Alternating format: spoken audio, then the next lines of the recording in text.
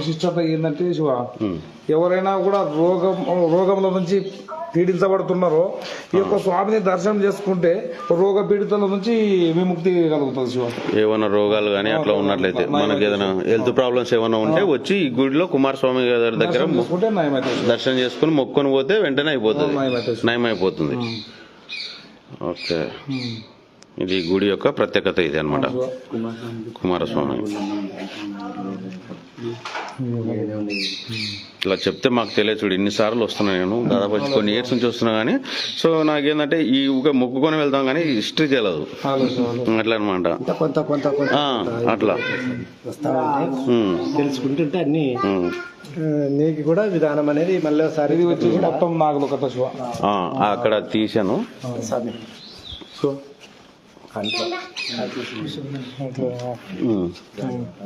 ఇక్కడ ఇతర దాంట్లో కూడా చూడు.